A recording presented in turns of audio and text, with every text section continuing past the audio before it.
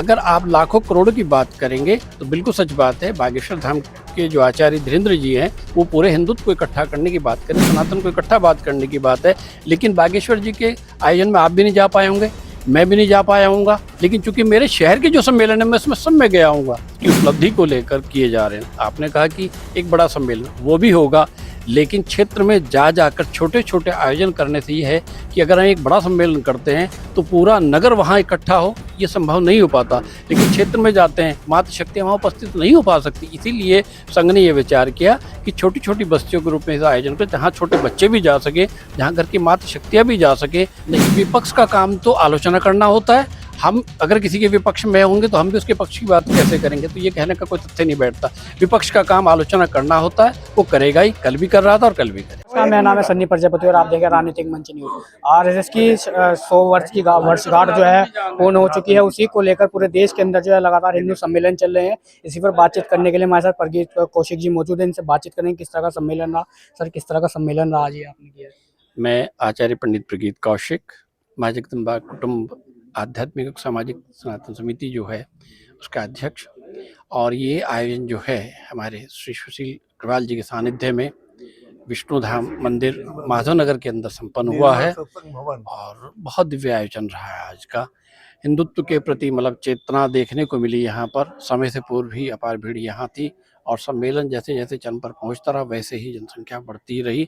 साध्वी प्राची जी ने आके मुख्य अतिथि के रूप में उसको संबोधन किया और उनका बड़ा औजस्यपूर्ण वक्तव्य रहा, जिससे हम लोगों के अंदर बड़ी ऊर्जा भरी है। सर, आप देख रहे होंगे लगातार पूरे महीने से हिंदू सम्मेलन सहारनपुर के अंदर तमाम जनपदों के अंदर चल रहे हैं। एक बड़ा सम्मेलन ऐसा क्यों नहीं किया जा रहा जिसके अंदर सभी हिंदू एक जगह इकट्ठे हो? बहुत अच्छी बात कही आपने और होना भी चाहिए। पहली बात तो पूरे प्रदेश में नहीं, पूरे भारतवर्ष में ये हो रहे हैं और राष्ट्रीय स्वयंसेवक संघ ने 100 वर्ष पूर्ण किए हैं। उसके उपलक्ष्य में ये पूरे भारतवर्ष में उसकी उपलब्धि को लेकर किए जा रहे हैं। आपने कहा कि एक बड़ा सम्मेलन वो भी होगा, लेकिन क्षेत्र में जा जाकर छोटे छोटे आयोजन करने से ये है कि अगर हम एक बड़ा सम्मेलन करते हैं तो पूरा नगर वहाँ इकट्ठा हो, ये संभव नहीं हो पाता। लेकिन क्षेत्र में जाते हैं, मातृ शक्तियाँ वहाँ उपस्थित नहीं हो पा सकती। इसीलिए संघ ने ये विचार किया कि छोटी छोटी बस्तियों के रूप में इस आयोजन को, जहाँ छोटे बच्चे भी जा सके, जहाँ घर की मातृ शक्तियाँ भी जा सके, तो उस वजह से दूसरा कम लोग होंगे तो बात को अच्छे से सुन सकते हैं, अच्छे से अपने मन की बात कह सकते हैं। लेकिन एक बड़े आयोजन में क्या होता है कि मंच पर बैठे हुए पदाधिकारी बोलते हैं, बाकी सब लोग सुनते हैं, मौन होते हैं, गौन होते हैं, चले आते हैं। तो इसी बात को ध्यान रखते हैं कि जन जन तक ये बात सबको पहुँचे, मातृ शक्तियाँ उसमें आ सके, बाल गोपाल भी उसको सुन सके। इसीलिए इन आयोजन को छोटे छोटे रूप में गली बस्तियों में किया जा रहा है। आपने देखा होगा दूसरे धर्म का जब भी कोई सम्मेलन होता है तमाम हजारों की लाखों की संख्या में भीड़ आती है, और हिंदू सम्मेलन होता है वहाँ पर 100-200 आदमी 500 आदमी आते हैं और कोई पीछे घूमता है और कोई बैठ के सुनता है। अभी तक मुझे ऐसा कोई सम्मेलन नजर नहीं आया। पिछले लगभग 1 महीने से मैं भी 8 से 10 सम्मेलन अटेंड कर चुका हूँ, उसमें उपस्थित हो चुका हूँ। मुझे लगा कि जब जब वहाँ इकट्ठे हुए हैं तो लोगों ने बड़े प्रेम के साथ जय श्री राम, वंदे भारत, जय भवानी इन घोष के साथ किया। अभी तक किसी भी हिंदू सम्मेलन मुझे ये देखने को नहीं मिला कि भाई कोई, देखो अपवाद तो सब जगह रहता है, 2 4 5 व्यक्ति हो सकता है वो बाहर रहते हो। दूसरा, जो साधक हैं, जो सेवक हैं, और जो सेवक व्यक्ति भी वहाँ बैठेगा तो आने वाले अतिथियों के स्वागत सत्कार की व्यवस्था कौन करेगा? तो जो व्यक्ति आपको हिंदू सम्मेलनों में बाहर मिल रहे हैं वो सेवक के रूप में वहाँ खड़े हैं, वो भी सच्चे हिंदू ही कि अपने हिंदू परिवारों के लिए, हिंदू भाइयों के लिए वो सेवा के रूप में खड़े हैं। ऐसा कोई सम्मेलन मुझे अब तक नजर नहीं आया जिसमें ये लगा हो कि वहाँ पर औपचारिकता हो रही है, लोग सुन रहे हो, कुछ अनमना से हो, ऐसा कोई नहीं था। सब बड़े मन से सुने हुए हैं। लोग लगातार सवाल उठा रहे हैं, कह रहे हैं हिंदुओं को खुद आरएसएस बांट रही है, तभी अलग अलग सम्मेलन करवा रही है, इकट्ठा मंच पर क्यों नहीं बुलाते? नहीं, विपक्ष का काम तो आलोचना करना होता है। हम अगर किसी के विपक्ष में होंगे तो हम भी उसके पक्ष की बात कैसे करेंगे, तो ये कहने का कोई तथ्य नहीं बैठता। विपक्ष का काम आलोचना करना होता है, वो करेगा ही, कल भी कर रहा था और कल भी करेगा। बागेश्वर धाम सरकार है वो लगातार यात्रा निकालता है हिंदुओं को एकजुट करने के लिए, तमाम लाखों करोड़ों की भीड़ आती है, लेकिन ये हिंदू सम्मेलन उनके जैसा क्यों नहीं कर पाते लोग? आप लोग नहीं, हिंदू सम्मेलन उसी भाग का, मैंने कहा ना कि अगर आप लाखों करोड़ों की बात करेंगे तो बिल्कुल सच बात है। बागेश्वर धाम के जो आचार्य धीरेन्द्र जी हैं वो पूरे हिंदुत्व को इकट्ठा करने की बात करें, सनातन को इकट्ठा बात करने की बात है। लेकिन बागेश्वर जी के आयोजन में आप भी नहीं जा पाए होंगे, मैं भी नहीं जा पाया हूँगा, लेकिन चूंकि मेरे शहर के जो सम्मेलन है मैं उसमें सब में गया हूँगा। तो संघ ने या हिंदुत्व के वरिष्ठ पदाधिकारियों ने यही विचार किया था, मैं पहले भी आपको कह चुका कि शहर के अंदर अगर छोटे छोटे आयोजन 20 जगह होंगे तो उस क्षेत्र के लोग वहां इकट्ठे हो सकते हैं, लेकिन एक विराट आयोजन एक जगह होगा तो उसमें क्षेत्र के हर घर का व्यक्ति जाए ऐसा नहीं। यहाँ आयोजन हुआ है तो इस गली के लगभग क्षेत्र के सभी लोग पहुंचे हैं, जितना भी ये मंडल था।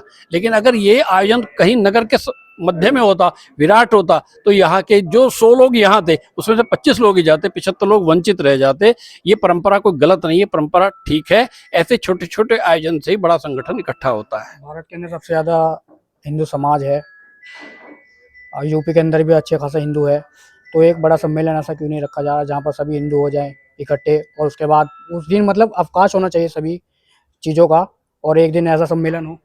हाँ, ये आपका उत्तम विचार है और इस पर भी विचार मंथन चल रहा है। लेकिन मेरे कहने से पहले आप ये कह चुके हैं कि बागेश्वर बाबा जी अपनी सनातन यात्रा निकालते हैं तो लाखों करोड़ों लोग रहते हैं, तो इसका मतलब आपने खुद स्वीकार कर लिया कि एक आयोजन तो ऐसा चल ही रहा ना जिसमें पूरा भारत का सनातन इकट्ठा हो रहा, तो हमें तो कहने की आवश्यकता नहीं पड़ रही है। ये तो जो थोड़े थोड़े लोग बचे हैं उन्हें हम इकट्ठा करने के लिए लगे, फिर हम एक बार इकट्ठे हो जाएंगे। इकट्ठे थे, इकट्ठे हैं और इकट्ठे ही रहेंगे, इसमें कोई भी ऐसी बात नहीं है। अब जिस तरह से सहारनपुर के और तमाम देश जो हिंदू हैं उनके लिए क्या कुछ संदेश देना चाहिए?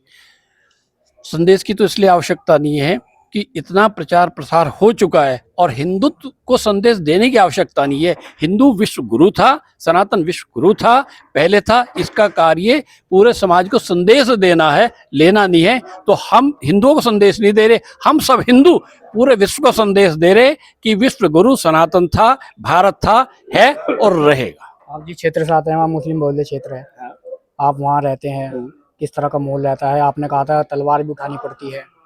बिल्कुल सच बात है। ये बात जरूर कहना चाहूंगा कि जिस क्षेत्र में मैं रहता हूँ वह मुस्लिम क्षेत्र है, लेकिन मुझे आज तक कोई दिक्कत नहीं हुई।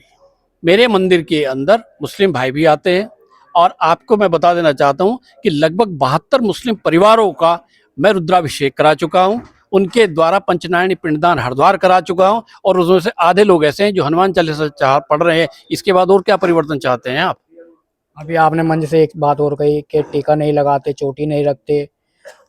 ये सनातन की पहचान है, ये सनातन की पहचान है। सनातन का मूल तत्व जो है वो यही है। वो किसी पंडित जी का नहीं है, वो किसी अग्रवाल कुल का नहीं है, किसी भी कुल का नहीं, वो सनातन के कुल का। सनातन के हम सब लोग हैं। सनातन में ब्राह्मण भी है, सनातन में क्षत्रिय भी है, सनातन में शूद्र भी है, सनातन में सब लोग हैं।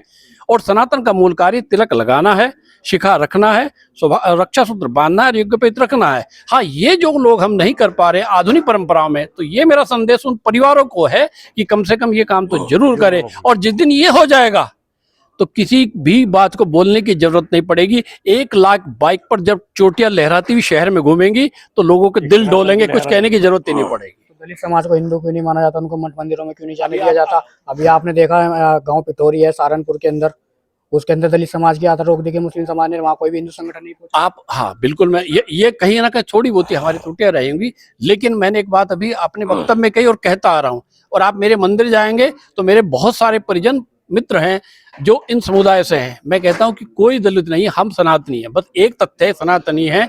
और ये बात जरूर आपकी मैं मान सकता हूं कि हाँ, जहां मेरी राघवेंद्र सरकार विराजमान है वहां हमें भगवान वाल्मीकि का चित्र रखना चाहिए, विराजमान करना चाहिए, और इस भेदभाव को हमें कहीं ना कहीं मिटाना चाहिए। और ये हमारे मन में नहीं है भेदभाव, क्योंकि हम एक दूसरे के पूरक थे। सनातन में ऐसा नहीं। सनातन में जब भी विवाह होता था, जितने वर्ण की आप बात करेंगे, हर वर्ण की आवश्यकता पड़ती थी। कुम्हार के घर से बर्तन आते थे, नाई के घर से वो बाल काटने आता था, धोबी के घर से कपड़े धुलते थे, तो हमारे तो ब्राह्मण के घर से वेदों मंत्रोच्चार होता था, वैश्य कुल से सामान आता था। तो हमारी सनातन परंपरा तो पहले से कुटुंब की परंपरा है। हमारे यहाँ सनातन में कहीं कोई भेद नहीं लिखा है। ये तो विधर्मियों ने कहकर भर दिया है और अज्ञानी लोगों ने इसे स्वीकार कर लिया। ऐसा कहीं नहीं है। मनुस्मृति जिसको बार बार कहते हैं, अगर आप उसे भी मूल रूप से पढ़ेंगे, पहली बात तो किसी ब्राह्मण की लिखी हुई नहीं है और क्षत्रिय कुल की लिखी हुई है, और उस मनुस्मृति में भी कहीं ऐसा भेदभाव नहीं मिलता है। ये थे प्रगति कौशिक जी, जिन्होंने तमाम मुद्दों पर बाकी सह रखी। फिलहाल से नमस्कार।